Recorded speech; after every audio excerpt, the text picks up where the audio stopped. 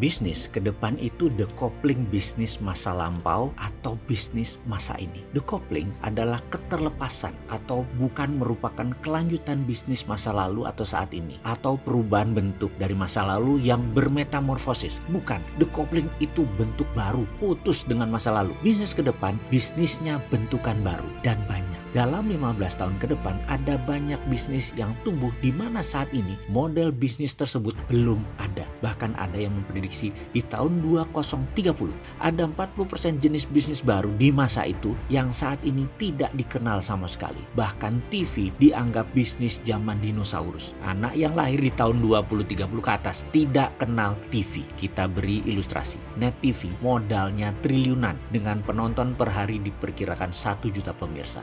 Bandingkan dengan Raffi Gigi di YouTube yang per hari penontonnya 5 juta pemirsa. Modalnya tidak lebih 1 miliar. Apa nggak bubrah itu dunia TV ke depannya? Bayangkan, ditambah lagi kalau 5G sudah mulai dipasarkan di dunia seperti saat ini. Tahun 2021 diperkirakan 50% gadget dunia adalah 5G, di mana speednya 10 kali lebih cepat dari 4G. 5G berbasis satelit bisa mengcover luas area yang tidak ada blank spotnya di mana-mana dan cepat. Bisa-bisa Telkom dan Telkomsel serta sejenisnya di tahun 2022 ke atas tinggal separuh omsetnya karena kita pakai 5G milik negara lain yang lebih murah. Maka YouTuber menjadi new content dan YouTube menjadi new TV. Anak-anak generasi Z yang disebut generasi digital murni ini adalah generasi hyper connected. Di tahun 2030 mereka merupakan 25% angkatan kerja dan ini punya gaya bisnis baru. Di tahun 2045 di mana Indonesia emas kala itu yaitu 100 tahun Indonesia merdeka, anak zaman Z merupakan 75% angkatan kerja produktif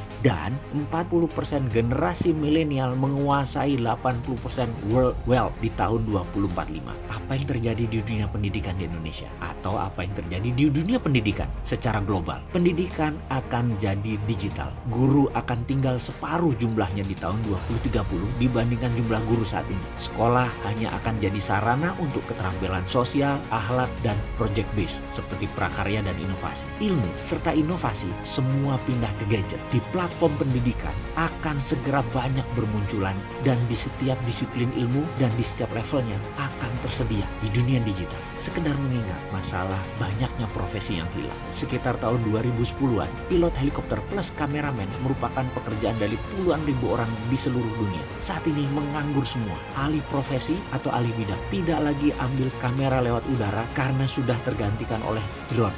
Drone mulai mengambil alih jatah GoFood dan supir ojol deliver di tahun 2025. Driverless car akan mengurangi jumlah sopir bis dan jumlah supir angkutan umum hingga 50% 10 tahun dari sekarang. Jadi, apa yang harus kita lakukan untuk generasi muda sekarang? Mulailah kuasai dunia digital, IT, IoT, AI, dan ciptakan sistem baru yang berhubungan dengan membuat hidup lebih mudah. Dan untuk saya pribadi, yang generasi X ini, saya harus belajar dengan generasi milenial dan generasi Z yang gak nyandak otak saya dengan kalian. Jujur, salut buat kalian.